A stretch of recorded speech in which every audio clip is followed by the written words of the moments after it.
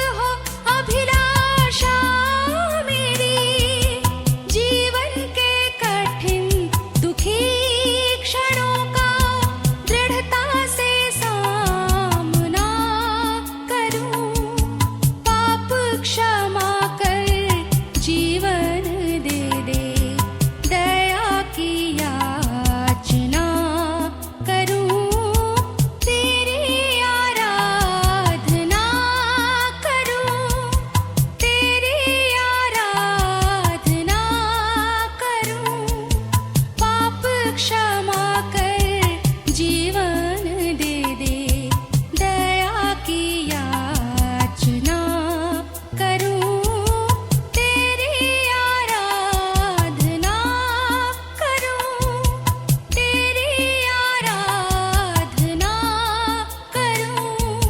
पाप क्षमा कर जीवन दे दे, दया की याचना करूं, तेरी आराधना करूं।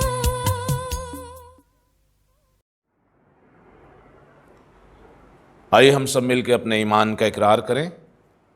रसूलों का अकीदा हम सब बोलते हुए अपने ईमान का इकरार करेंगे। मैं इत्काद रखता हूँ खुदा कादिर मुतलक बाप पर, जिसने आसमान और ज़मीन को पैदा किया, और उसके इकलौते बेटे हमारे खुदावंद यीशु मसीह पर, कि वो रूल कुदुस से मुजस्सम होकर कुंवारी मरियम से पैदा हुआ, पैंतूस पिलातूस की हुकूमत में दुख उठाया, सलीब पर खींचा गया, मर गया और दफन हुआ, तीसरे दिन मुर्दों में से जी उठा, आसमान पर चढ़ गया और खुदा बाप कादिर मुतलक के दाहिने हाथ बैठा है, जहाँ से वो जिंदों और मुर्दों के इंसाफ करने को आएगा। मैं इत्काद रखता हूँ रूल कुदुस पर, पाक कलीसियायाम पर, मुकद्दसों की रिफाकत, गुनाहों की माफ़ी, जिस्म के जी उठने और हमेशा की ज़िंदगी पर। आमीन। आइए एक बार फिर से हम अपने सरों को झुकाएं, दुआ मांगें।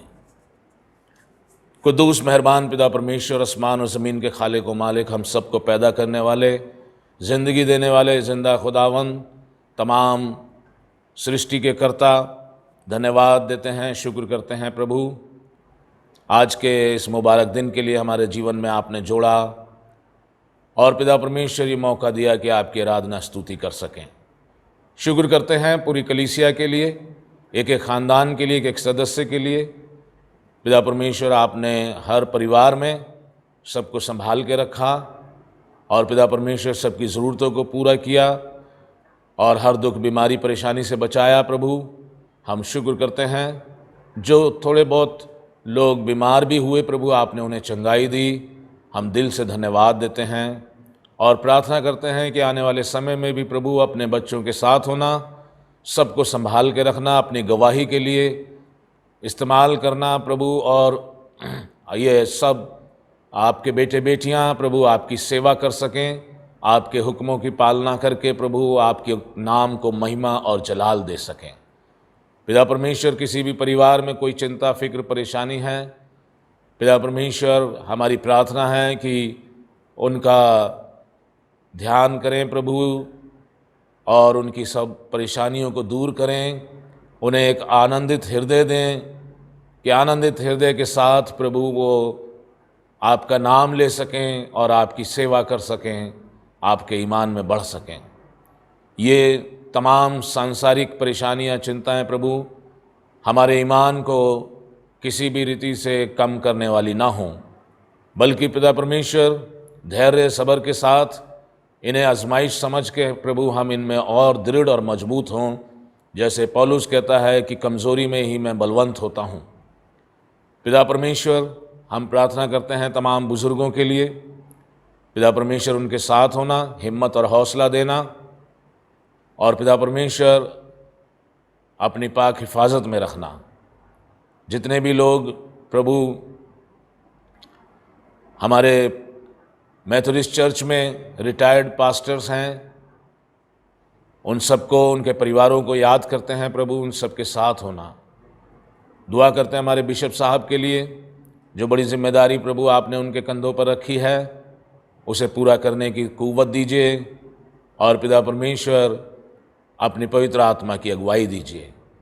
तमाम डीएसएस के लिए, तमाम पासबानों के लिए, तमाम ले प्रीचर्स के लिए, तमाम कलीसियाओं के लिए प्रभु हमारी प्रार्थना है कि सबके साथ हों, और इन अंतिम दिनों में प्रभु हम सबको अपनी पवित्र आत्मा की अगुवाई और सामर्थ दे करके प्रभु इस्तेमाल करें। और पिता परमेश्वर, हम प्रार्थना करते हैं हमारी रीजनल एग्जीक्यूटिव बोर्ड के लिए, उसके सब मेंबर्स के लिए प्रभु, जो भी वो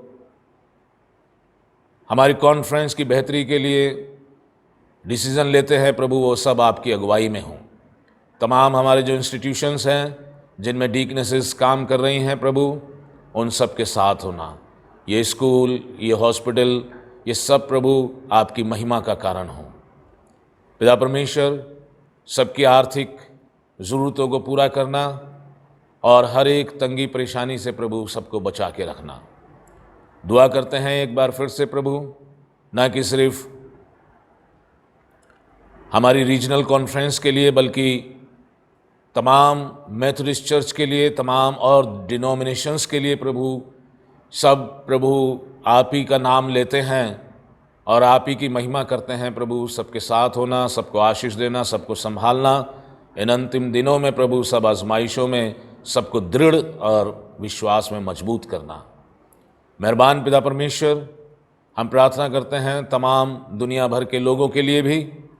पिता परमेश्वर, सब जगह सुख शांति हो और इस कोरोना की तकलीफ़ों से, परेशानियों से, इसके डर से प्रभु छुटकारा दीजिए और सब लोग प्रभु समझ सकें कि ये अंतिम दिन है और इनमें हम आपके आने की तैयारी कर सकें। ख़ास तौर से दुआ करते हैं आपके पाक शहर यरूशलेम के लिए, वहाँ पर रहने वाले आपकी कौम के लिए प्रभु, सुख शांति बनी रहे और सबको आशीष देना प्रभु, और आपका नाम वहाँ से महिमा और जलाल पाए।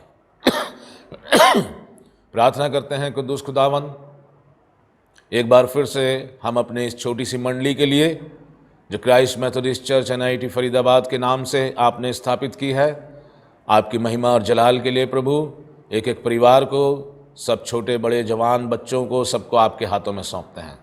सबके साथ होना प्रभु, ख़ास तौर से जवान बच्चों के साथ होना जो अपना कैरियर बनाना चाहते हैं, उनकी अगुवाई करना, उन्हें क्या करना है क्या नहीं करना है, और सब परीक्षाओं में प्रभु उनको सफलता देना, अपने पैरों पर खड़े हों, माँ बाप का नाम रोशन करें, आपका नाम रोशन करें, आपकी सेवा करें, माँ बाप की सेवा करें प्रभु। हर तरीके की नाकामियों से बचाना और सबको कामयाबी देना।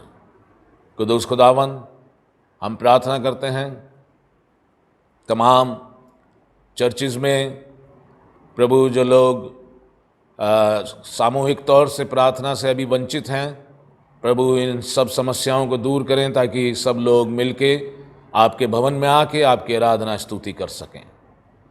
हम दुआ करते हैं प्रभु, हमारी सब गलतियों और ख़ताओं को जो गुज़रे समय में हुई हैं हमें माफ़ करना और हमें अपने हुक्मों पर चलने की ताकत देना।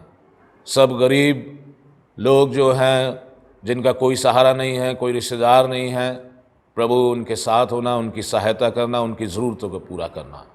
बहुत सारे लोगों के परिवारों में प्रभु इस कोरोना के समय में बहुत सारे सदस्य इस दुनिया से चले गए, बहुत सारे बच्चे अनाथ हो गए, बहुतों के नज़दीकी पति पत्नी भाई बहन किसी न किसी का कुछ न कुछ प्रभु उनसे जुदा हो गया। उन्हें बड़ी हिम्मत और हौसला देना प्रभु, उन्हें संभालना।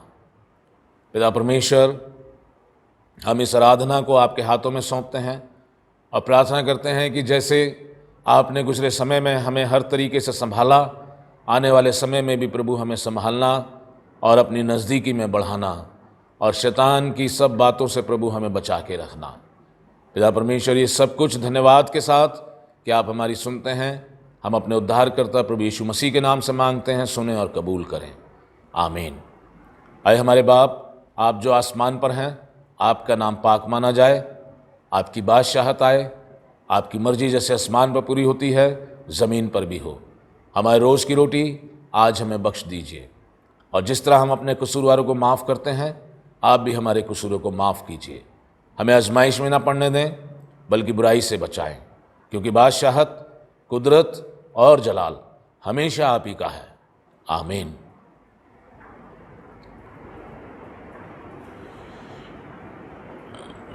आइए खुदावंद के कलाम में से हम सुनेंगे।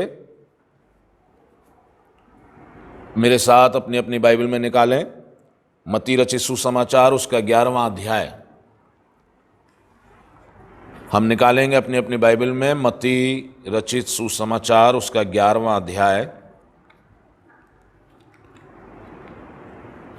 25वीं आयत से लेकर के 30 आयत तक। 11वां अध्याय 25वीं आयत से हम सुनेंगे 30 आयत तक। यीशु मसीह यहां पर कह रहे हैं,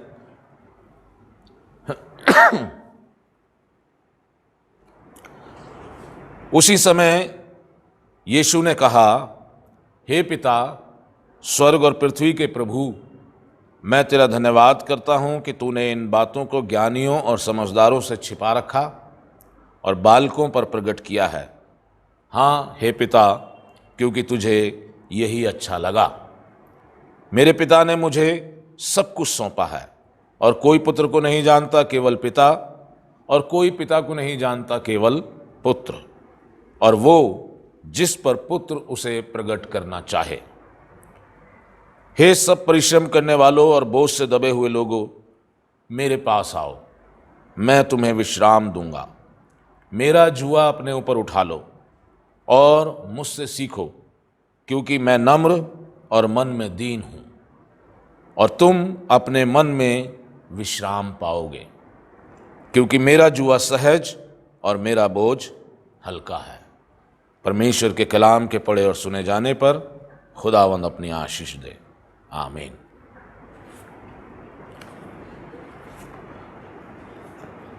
उम्मीद है आप सब लोग अपने परिवार सहित कुशल मंगल होंगे और परमेश्वर की कृपा आपके ऊपर बनी होगी। प्रभु का धन्यवाद करें और प्रभु के वचन में, उसके ईमान में और भी ज़्यादा मन लगाएं। दुआ करें कि ये समय जल्दी ख़त्म हो और हम सब मिलके चर्च में आकर के प्रभु की प्रार्थना कर सकें। अपना अपना ध्यान रखें। अभी चर्च खोलने का कुछ ऐसा इरादा नहीं है, लेकिन जब भी चर्च खोलेंगे आपको बता दिया जाएगा। प्रभु में आनंदित रहें, प्रभु का नाम सदा खुशी के साथ लेते रहें।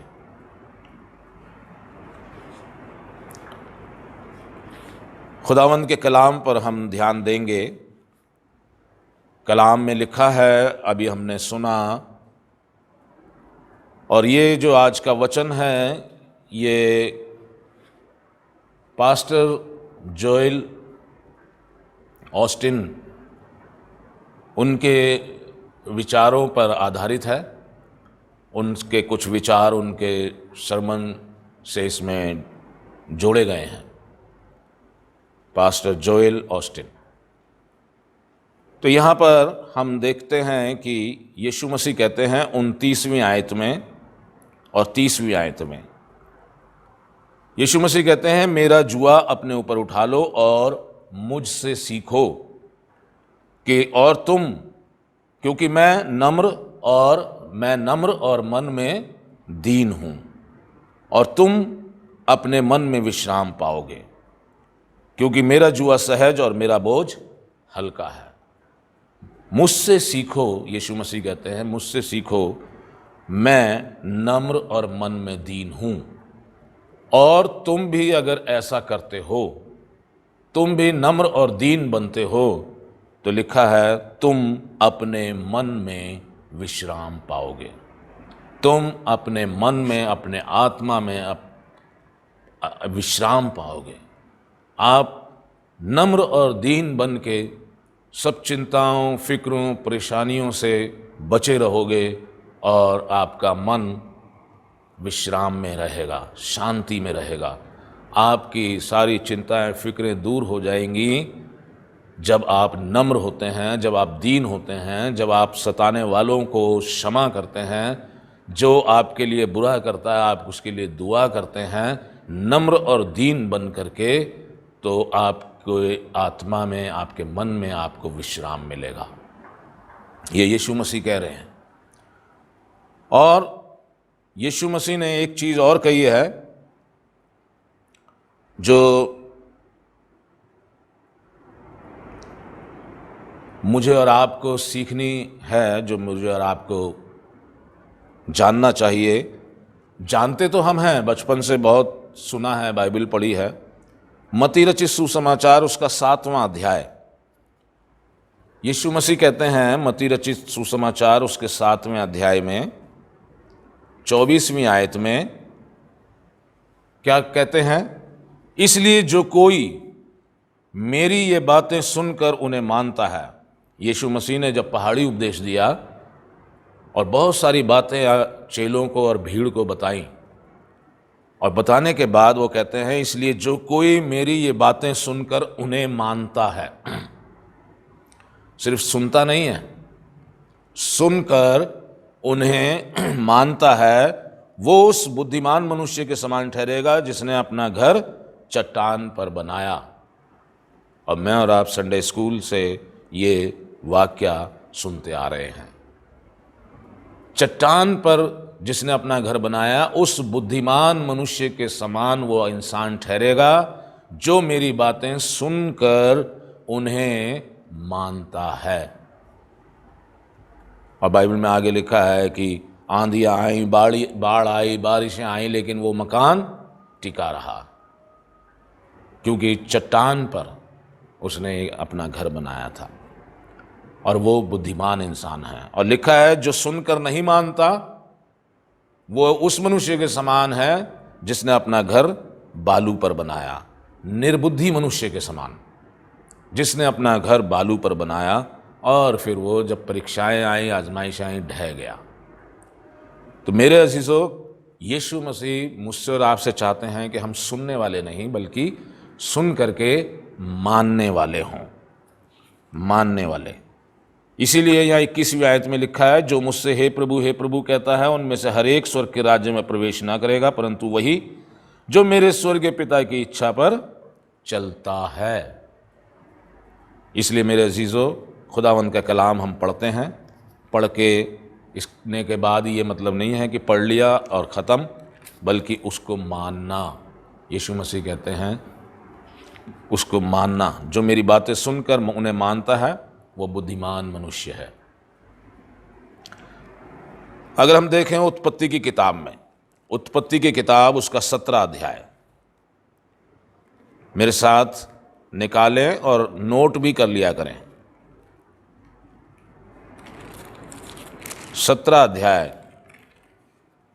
पहली आयत,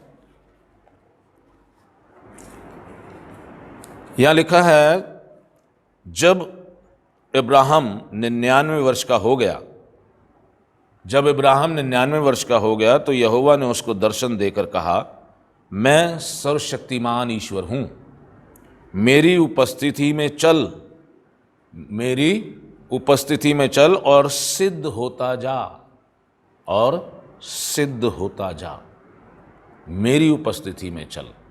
बाइबल में नूह के लिए भी लिखा है कि नूह धर्मी मनुष्य था, भक्त मनुष्य था और परमेश्वर की उपस्थिति में चलता था। यानी प्रभु ने जो उसको कहा वो उसे मानता था। और ऐसे ही इब्राहिम से कहा कि मैं सर्वशक्तिमान ईश्वर हूँ, मेरी उपस्थिति में चल और सिद्ध होता जा। नए नियम में भी अगर हम देखें तो कई जगह लिखा है सिद्ध बनो जैसा तुम्हारा पिता सिद्ध है, सिद्ध बनो जैसे तुम्हारा पिता सिद्ध है। जैसा मैंने पहले भी कहा है, परमेश्वर की ये इच्छा है कि हम सिद्ध बने, और परमेश्वर की ये आज्ञा है, और परमेश्वर ने हमें ये आज्ञा दी है कि हम सिद्ध बने। तो ये ऐसा नहीं है कि हम कह दें कि नहीं ये मेरे से नहीं हो सकता, हमसे हो सकता है। इसीलिए परमेश्वर ने कहा है ऐसे बनो। बाइबल में लिखा है पवित्र बनो जैसा तुम्हारा बुलाने वाला पवित्र है। हमें कुछ बनने के लिए कहा गया है, हमें सिर्फ सुनने के लिए नहीं कहा गया है, हमें सिर्फ रीति रिवाज पूरा करने के लिए नहीं कहा गया है, हमें कुछ बनने के लिए कहा गया है। सिद्ध बनो। यीशु मसीह ने भी क्या कहा, मुझसे सीखो मैं नम्र और दीन हूं, नम्र और दीन हूं, और तुम अपने मन में विश्राम पाओगे। मेरे अजीज़ों, दुनिया में बहुत सारी चिंताएं, फिक्रें, परेशानियां भरी पड़ी हैं, लेकिन मन में विश्राम पाना है तो नम्र और दीन बनना है। बाइबल में लिखा है गिनती की किताब में मूसा के लिए परमेश्वर कहता है, अगर हम देखें 12वां अध्याय गिनती की किताब 12वां अध्याय 3री आयत। गिनती 12 अध्याय 3री आयत। यहां लिखा है, मूसा पृथ्वी भर के रहने वाले सब मनुष्यों से बहुत अधिक नम्र स्वभाव का था। बहुत अधिक नम्र स्वभाव का दुनिया में रहने वाले लोगों में मूसा बहुत अधिक नम्र स्वभाव का था। और उसका एक उदाहरण बाइबल में हम पढ़ते हैं। अगर देखें 32वां अध्याय निर्गमन 32वां अध्याय निर्गमन 31 और 32वीं आयत। अध्याय 32 आयत 31 और 32। यहां लिखा है,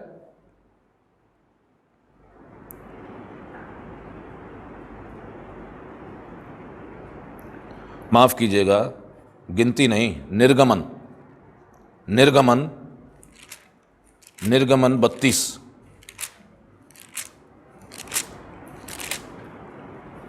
निर्गमन 32 उसकी 31 और 32 आयत। यहां पर मूसा परमेश्वर से कहता है, लिखा है, तब मूसा यहोवा के पास जाकर कहने लगा, हाय हाय, उन लोगों ने सोने का देवता बनाकर बड़ा ही पाप किया है। परमेश्वर के पास जाके मूसा कहता है कि उन्होंने सोने का देवता बनाकर बड़ा ही पाप किया है, तो भी अब तू उनका पाप क्षमा कर, नहीं तो अपनी लिखी हुई पुस्तक में से मेरे नाम को काट दे। मूसा सबसे नम्र व्यक्ति, मूसा को कितना सताया लोगों ने। मिस्रियों ने मिस्र से जब निकल के आए तो इस्राएलियों ने उसको बहुत सताया, बहुत उल्टा सीधा बोला, बहुत कुछ कहा, तू हमें यहाँ मरने के लिए ले आया है, इससे अच्छा तो हम मिस्र में ही थे, हम वहाँ ठीक थे, यहाँ ना पानी है, ना रोटी है, ना ये है, ना वो है, और पता नहीं क्या क्या बोलते थे उल्टा सीधा। एक बार मरियम और हारून ये जो थे, ये मूसा को बहुत कुछ बोल रहे थे उल्टा सीधा। परमेश्वर ने उनको डांटा कि तुम्हें बिल्कुल डर नहीं है, ये मेरा चेला है, ये मेरा मनुष्य है, और ये मैं इससे बात करता हूँ और तुम उसके लिए ऐसे बोलते हो। बहुत डांटा, लेकिन फिर भी इस्राएलियों ने मूसा को बहुत तंग किया। हमें अब मन्ना नहीं चाहिए, हमें बोटी चाहिए, मीट चाहिए, हम मिस्र में मीट खाते थे, और पता नहीं क्या क्या कहा। लेकिन यहाँ देखिए कितना नम्र है मूसा, कि मूसा कहता है कि उन्होंने पाप तो किया है, लेकिन तू उन्हें क्षमा कर दे, और नहीं तो अपनी लिखी हुई पुस्तक में से मेरा नाम भी काट दे। कितनी बड़ी बात है। यह है नम्रता, यह है दीनता, कि हम ऐसे नम्र और दीन बने जैसे यीशु मसीह माफ़ करना सिखाते हैं। यदि तुम एक दूसरे के अपराध क्षमा ना करोगे तो तुम्हारा पिता भी तुम्हारे अपराध क्षमा ना करेगा। नम्र होना, दीन होना। एक दो उदाहरण मैं आपके सामने रखना चाहता हूँ। नामान कोढ़ी का, नामान कोढ़ी हम देखते हैं दूसरा राजा 5वां अध्याय, दूसरा राजा उसका 5वां अध्याय। नामान कोढ़ी बेबीलोन के सेनापति, बेबीलोन ने इस्राएलियों को गुलाम बनाया, उनके क्षेत्र में अधिकार कर लिया, और उनको वहाँ से बंधुआई में बहुत सारे लोगों को अपने यहाँ ले आए, बेबीलोन में ले आए। और लिखा है नामान जो था उसको कोढ़ था, लेकिन वो सबसे छिपाता था, प्रकट नहीं करता था, छुपा के रखता था। तो उसके यहाँ एक इस्राएली लड़की थी, छोटी सी 8-10 साल की इस्राएली लड़की थी, जिसे वो इस्राएल से लेकर के आए थे। उसको पता लगा, क्योंकि वो उनके घर में सेवा करती थी, उसको पता लगा तो उसने नामान से कहा कि हमारे इस्राएल में एक परमेश्वर का एक भक्त है, एक भविष्यवक्ता है, अगर तू उसके पास जाए तो तू ठीक हो जाएगा। नामान कोढ़ी ने उस छोटी सी बच्ची की बात को सुना।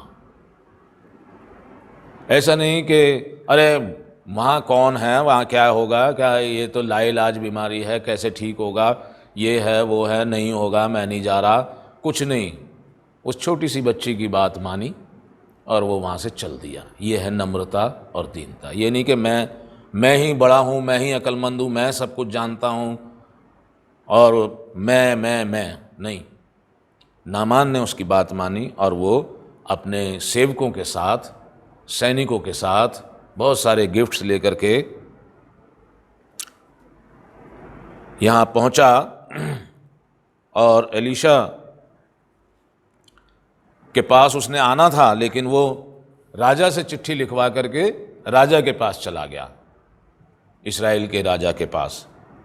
और इस्राएल के राजा ने यहाँ लिखा 8वें आयत में, ये सुनकर इस्राएल के राजा ने अपने वस्त्र फाड़े। परमेश्वर के भक्त एलीशा ने राजा के पास कहला भेजा, तूने क्यों अपने वस्त्र फाड़े हैं?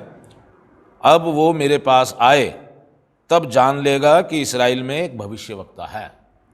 वो भविष्यवक्ता की जगह कहाँ चला गया? राजा के पास। कि राजा को शायद इसलिए राजा के पास चला गया कि राजा को पता होगा, लेकिन राजा घबरा गया कि ये कैसे मतलब कह रहा है कि मैं क्या मारने वाला या जलाने वाला हूँ? ये मेरे पास क्यों आया है? क्या मैं उसका कोढ़ दूर करूँ? 7वीं आयत में ये सब बातें लिखी हैं। 7वीं आयत, क्या मैं उसका कोढ़ दूर करूं? सोच विचार तो करो, वो मुझसे झगड़े का कारण ढूंढना चाहता है। इतना राजा घबरा गया। लेकिन एलीशा ने उसके पास मैसेज भिजवाया कि तूने ऐसा क्यों किया, इसे मेरे पास भेज। और वो फिर एलीशा के पास आया और एलीशा अपने सेवक से कहलवा देता है कि जाके यरदन नदी में 7 बार डुबकी लगा ले, तू ठीक हो जाएगा। ज्यों का त्यों बालकों की तरह तेरा स्किन जो है साफ हो जाएगी, मुलायम हो जाएगी। यहाँ नामान थोड़ा नाराज हो गया, क्रोधित हो गया कि मैं बेबीलोन का सेनापति और मैं इससे मिलने आया हूँ, और इसने अपनी झोपड़ी में से बाहर भी नहीं निकल के देखा, मिलने भी नहीं आया, हेलो हाय पानी वानी कुछ भी नहीं पूछा, सिर्फ सेवक से कहलवा दिया कि यरदन नदी में डुबकी मार ले 7 बार। क्या मेरे वहाँ दमिश्क में नदियाँ नहीं हैं? इससे भी अच्छी अच्छी साफ सुथरी नदियाँ हैं, क्या मैं वहाँ नहीं डुबकी मार सकता था? वो नाराज हो गया और नाराज होके जाने लगा। तब फिर उसके सेवकों ने कहा उसके कि हे पिता, हे मालिक, जरा सोच तो, अगर वो तुझे कोई बहुत बड़ा काम देता, बहुत मुश्किल काम देता, तो तू क्या ना करता? अगर उसने कोई बिल्कुल आसान सा काम दिया है तो उसको करने में क्या हर्ज है? तब नामान ने क्या किया? फिर अपने सेवकों की बात मान ली। यह है नम्रता और दीनता। नहीं, मैं नहीं मानूंगा, ये है वो है, मेरे बेइज्जती कर दी, मेरे पास मिलने नहीं आया, फलाना ढमकाना नहीं। सेवकों ने उसे कहा, मुश्किल काम भी तो तू करता, उसने हल्का काम दिया है तो इसको करने में क्या हुआ है? नामान मान गया और उस यरदन नदी में गया और डुबकी लगाने लगा। पहली डुबकी लगाई, देखा अपने आप को, ठीक नहीं हुआ, वैसा का वैसा ही। दूसरी बार डुबकी लगाई, फिर बाहर निकल के देखा, वैसा ही है। तीसरी बार डुबकी लगाई, फिर देखा कुछ नहीं हुआ। चौथी बार, 5वीं बार, 6ठी बार, कुछ भी नहीं हुआ, कोई फर्क नहीं पड़ा।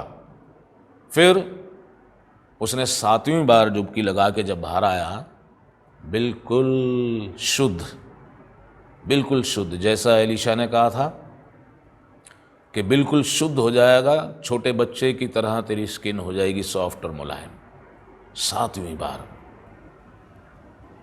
हम लोग कई बार सोचते हैं प्रभु हम प्रार्थना कर रहे हैं, कब से प्रार्थना कर रहे हैं, प्रभु सुन ही नहीं रहा है। जैसे ये पहली बार डुबकी लगाई, इसने सोचा होगा थोड़ा तो ठीक होऊंगा, दूसरी बार लगाई थोड़ा और ठीक होऊंगा।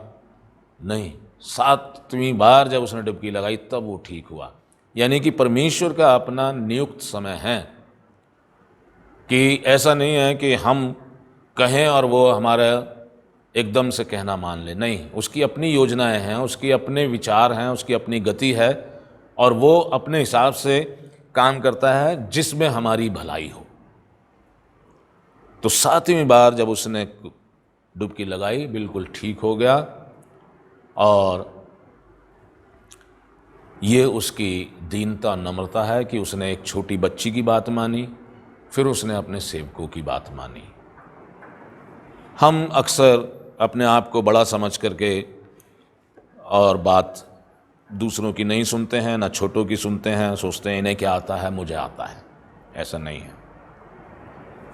फिर देखें हम उड़ाऊ पुत्र के बारे में लूका की इंजील 15वां अध्याय, उसमें लिखा हुआ है कि उसने पहले अपने बाप से जिद की और अपना हिस्सा लेकर के चला गया, और हम सब जानते हैं कि उसने कैसे उस सबको ख़त्म कर दिया। दोस्त भी उसके जब पैसा ख़त्म हो गया सब चले गए, और वो सूअर चराने लगा। और बाइबल में लिखा है कि उसके सूअरों का जो मालिक था उसने बस उसे एक ठिकाना दे रखा था, और क्या खाने को भी नहीं देता था, कहता जो ये खाएंगे वही तू खा। फिर एक दिन लिखा है बाइबल में, यीशु मसीह ने एक किस्सा बताया है कि वो अपने आपे में आया, अपने होश में आया है, अपने में आया। हम कहते हैं ना अक्सर बिहेव योरसेल्फ। अपने आपे में आया, अपने होश में आया, और सोचने लगा कि मेरे पिता के घर में इतने सारे नौकर हैं और उनको खाना जो है भरपेट, उससे भी ज़्यादा खाना मिलता, और मैं यहाँ भूखा मर रहा हूँ। मैं अपने पिता के पास जाऊँगा और पिता से कहूँगा, पिताजी मैं आपका बेटा कहलाने के लायक नहीं, मैंने आपके विरुद्ध, परमेश्वर के विरुद्ध पाप किया है, मुझे बेटे की तरह नहीं एक नौकर की तरह रख ले। यह है नम्रता और दीनता। अपनी गलती को मानना, अपनी गलती को स्वीकार करना, यह भी दीनता और नम्रता में है। उसने अपनी गलती को स्वीकारा, अपने पाप को स्वीकारा और माफ़ी मांगी। सिर्फ स्वीकार करना, माफ़ी मांगी, और उसको कहा अब मैं बेटे का हक खो चुका हूँ, मुझे नौकर की तरह ही रख ले। लेकिन बाप ने उसे गले लगाया और अपनी अंगूठी निकाल के उसको पहनाई कि तू मेरा बेटा ही है, मेरा बेटा ही है, और खुशियाँ मनाई और कहा मर गया था, जी गया है, खो गया था, मिल गया है। ऐसे ही मेरे अज़ीज़ों, मुझे और आपको भी नम्र और दीन बनना है। ये परमेश्वर की इच्छा है, ये परमेश्वर की आज्ञा है। हे प्रभु कहने से कुछ नहीं होगा, उसकी मर्ज़ी पर चलना है, और उसकी मर्ज़ी है कि हम नम्र और दीन बने, नम्र और दीन, छोटे बने। बाइबल में साफ लिखा, हमने सब ने पढ़ा हुआ है, जाना हुआ है, लेकिन मानने को तैयार नहीं होते। लिखा है जो अपने आप को छोटा बनाएगा वो बड़ा किया जाएगा। मेरे अज़ीज़ों, फिर हम देखें एक तीसरा उदाहरण। 2 लोग मंदिर में प्रार्थना करने जाते हैं। लूका 18 में 2 लोग मंदिर में प्रार्थना करने जाते हैं। एक अपने आप को बड़ा धर्मी बताता है और कहता है देखो मैं बराबर मंदिर आता हूँ, मैं मंदिर का कर भी देता हूँ, मैं दशमांश भी देता हूँ, मैं उपवास भी रखता हूँ, मैं ये करता हूँ, मैं वो करता हूँ, मैं इस चुंगी लेने वाले के समान नहीं हूँ, मैं धर्मी हूँ। और दुआ करके चला जाता है। उसके बाद ये दूसरा मनुष्य आता है और बाइबल में लिखा है कि वो अपना सिर भी नहीं उठाता, सिर झुकाए हुए अपनी छाती पीट पीट के सिर्फ एक ही बात कहता है, मुझ पापी पर दया कर, मुझ पापी पर दया कर। वो कहता है मैं जानता हूं मैं पापी हूं, मुझ पर दया कर। दूसरा कहता है मैं धर्मी हूं, जो पहले वाला था वो कहता है मैं धर्मी हूं, मैं सब वो काम करता हूं, मैं उपवास भी रखता हूं, ये भी करता हूं, वो भी करता हूं। किसकी प्रार्थना सुनी जाएगी? जिसने अपने आप को नम्र और दीन बनाया, जिसने अपनी गलती मानी, जिसने अपने आप को स्वीकारा कि हाँ मैं पापी हूं। मेरे अजीजों, यह है नम्रता और दीनता जो हमें परमेश्वर के साथ और एक दूसरे के साथ बरतनी है। फिलिपियों की किताब में 2 अध्याय में बड़ा साफ साफ लिखा है, यीशु मसीह ने जैसा कहा, मुझसे सीखो मैं नम्र और दीन हूं। फिलिपियों की पत्री में 2 अध्याय में हम सब जानते हैं, पढ़ा हुआ है। यह लिखा है, 4 आयत से मैं पढ़ूंगा, हर एक अपने ही हित की नहीं, हर एक अपने ही हित की नहीं वरन दूसरों के हित की भी चिंता करे। जैसा मसीह यीशु का स्वभाव था वैसा ही तुम्हारा भी स्वभाव हो, यानी नम्र और दीन। जिसने परमेश्वर के स्वरूप में होकर भी परमेश्वर के तुल्य होने को अपने वश में रखने की वस्तु ना समझा, वरन अपने आप को ऐसा शून्य कर दिया और दास का स्वरूप धारण किया और मनुष्य की समानता में हो गया और मनुष्य के रूप में प्रकट होकर अपने आप को दीन किया और यहां तक आज्ञाकारी रहा कि मृत्यु, हाँ क्रूस की मृत्यु भी सह ली।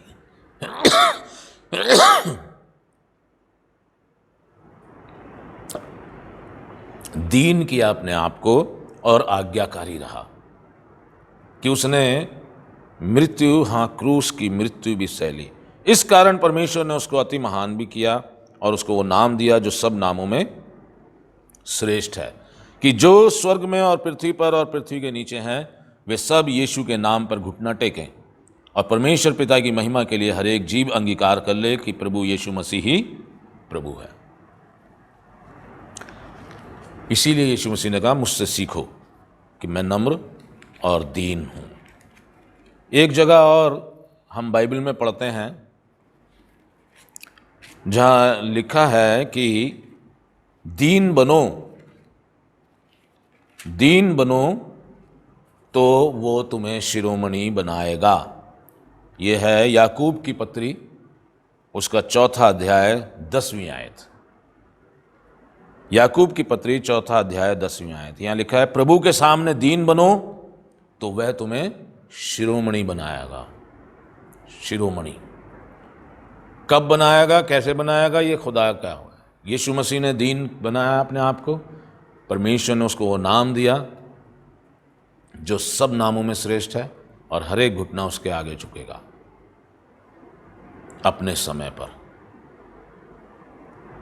ऐसे ही कलाम कहता है, प्रभु के सामने दीन बनो तो वह तुम्हें शिरोमणि बनाएगा। वक्त आने पर तुम्हें शिरोमणि बनाएगा, वक्त आने पर। मेरा अजीजों, इसलिए नम्र और दीन बनने के लिए मेरे को और आपको बहुत ही हलीम स्वभाव रखना है। और यीशु मसीह ने हमें सबसे बड़ी आज्ञा क्या दी? सबसे बड़ी नहीं कहूँगा, लेकिन परमेश्वर ने, यीशु मसीह ने एक चीज़ ज़रूर कही कि अगर कोई मेरे पीछे आना चाहे तो अपने आपे का इनकार करे। अगर कोई मेरे पीछे आना चाहे, मुझे फॉलो करना चाहता है, तो वो अपने आपे का इनकार करे, अपने ईगो, अपना आई, अपना मैं, अपना घमंड सब निकाल दे और अपने आप को शून्य कर दे और अपनी सलीब उठाए और मेरे पीछे हो ले। ये है दीनता और नम्रता, अपने आप को शून्य करना। हर तरीके की वो बात जिसमें घमंड नजर आए, हर तरीके की वो बात जिसमें मैं नजर आए, हर तरीके की वो बात जिसमें हम दूसरे को तुच्छ समझें, हैं, दूसरे को कहें ये तो ऐसा है, वो तो वैसा है, वो तो वैसा है, और अपने आप को नहीं देखते। पहले अपने आप को शून्य कर लें। इसलिए बाइबल में लिखा है, अपने भाई की आंख का तिनका देख रहा है, अपने आंख में लट्ठा तो देख ले। नम्र और दीन बनना मेरे और आपके लिए अनिवार्य है, क्योंकि ये परमेश्वर की आज्ञा है, परमेश्वर की इच्छा है, और उसकी इच्छा को पूरा करना मेरा और आपका फर्ज है। अगर मैं और आप कहते हैं कि हम मसीही हैं, तो रीति रिवाजों के मसीह नहीं, वैसे मसीह बनना है जो लिखा है। यीशु मसीह ने कहा, जो मेरी बातें ये सुनकर उन्हें मानता है वो उस बुद्धिमान मनुष्य के समान है जिसने अपना घर चट्टान पर बनाया। सुनकर मानना। और ऐसा नहीं है कि हम ऐसा नहीं कर सकते, हम नम्र और दीन नहीं हो सकते, हम सिद्ध नहीं बन सकते, सब कर सकते हैं, लेकिन करने की इच्छा हो तो, करने की इच्छा हो। कोशिश करेंगे, इच्छा होगी। प्रभु से यही प्रार्थना करें कि प्रभु हमारे अंदर वो इच्छा पैदा कर, हमारे अंदर वो इच्छा तो पैदा कर। हम पहले ही डर जाते हैं, हम पहले ही ना कर देते हैं, हम शुरू भी नहीं करते रेस, पहले ही हार मान जाते हैं। पौलुस कहता है, मैं निशाने की तरफ दौड़ा चला जाता हूँ। काश के खुदा मुझे और आपको भी ऐसी तौफीक दे, जैसे उसने इब्राहिम से कहा, मेरी उपस्थिति में चल और सिद्ध होता जा। और इब्राहिम ने परमेश्वर की किसी बात को फिर टाला नहीं, परमेश्वर की हर बात को वो मानता आया। और परमेश्वर ने जो उससे वादा किया था, तुझे एक बहुत बड़ी जाति का पिता बनाऊंगा, और वो उसने पूरा किया। ऐसे ही खुदा हमारे लिए भी जो भी वायदे करता है वो तभी पूरे करेगा जब मैं और आप भी उसको इज्जत देंगे, उसको महिमा देंगे। हम मुंह से तो कहते हैं सब आदर मान महिमा हम तुझे देते हैं, लेकिन उसकी आज्ञा को नहीं मानते, क्या देते हैं?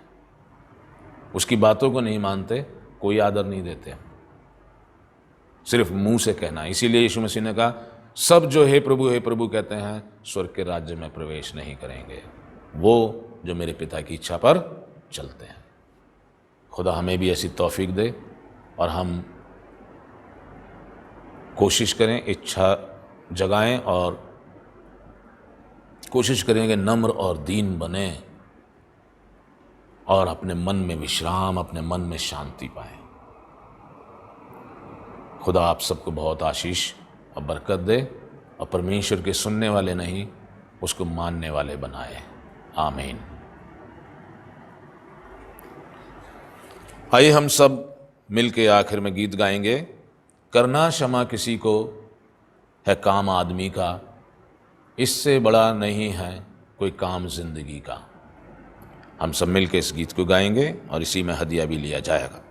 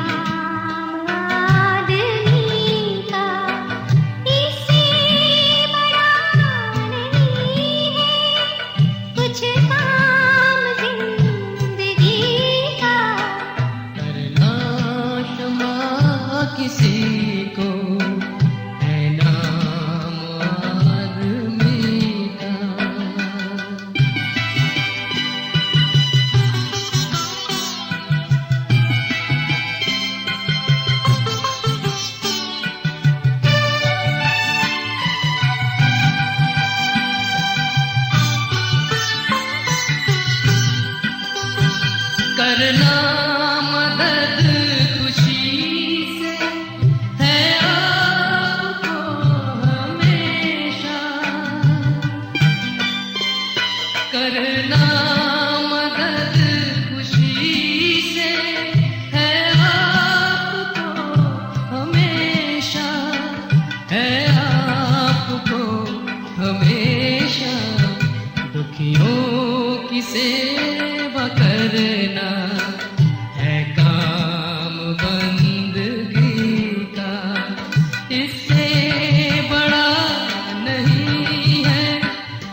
काम जिंदगी का करना क्षमा किसी को है नाम आदमी का।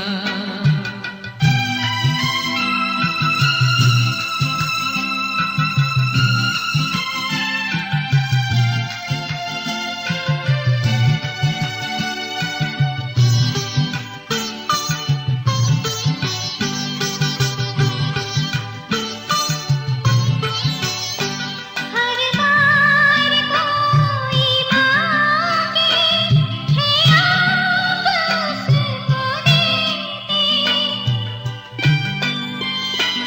हर बार कोई मांगे है आप उसको देते। है आप उसको देते। जीना तो दिल से देना ये काम है खुशी का। इससे बड़ा नहीं है कुछ काम जिंदगी का करना क्षमा किसी को है नाम आदमी का।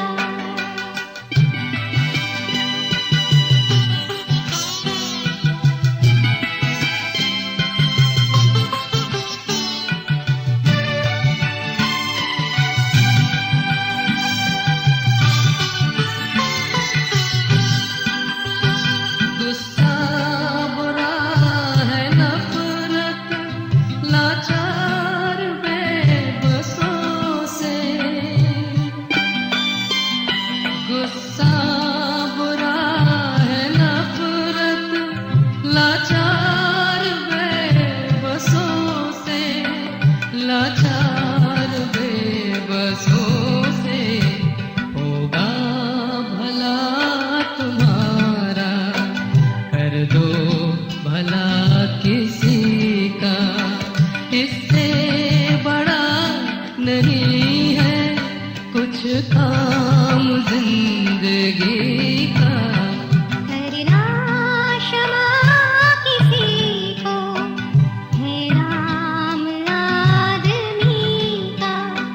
इससे बड़ा नहीं है कुछ काम जिंदगी का करना क्षमा किसी को है नाम आदमी का।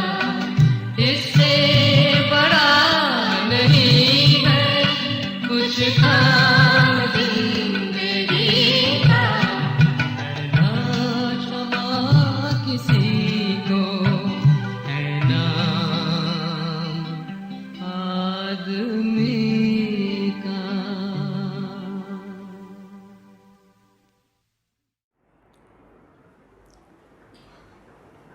आइए हम सब दुआ करें। प्रभु धन्यवाद धन्यवाद धन्यवाद एक बार फिर से ये जीवन की सब आशीषें, सेहत और तंदुरुस्ती, रोज़गार, परिवार, रिश्तेदार, सबको प्रभु आपने संभाल के रखा।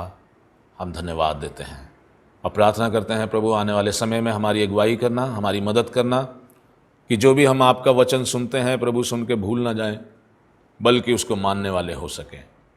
प्रभु हर एक परिवार में हर एक सुनने वाले को अपनी बरकत देना, हमारी सब गलतियों और खताओं को माफ़ करना, हमारे खुदावंद यीशु मसीह के वसीले से, आमीन। अब हमारे खुदावंद यीशु मसीह का फजल, खुदा बाप की मोहब्बत, पाक रूह की संगत, रिफ़ाकत और बरकत हम में से हर एक के साथ और कुल ईमानदारों के साथ, सब सुनने वालों के साथ अब से लेके हमेशा हमेशा तक होती रहे, आमीन। सबको जय मसीह की। शांति के साथ प्रभु की सेवा करें और उसका नाम लें। धन्यवाद।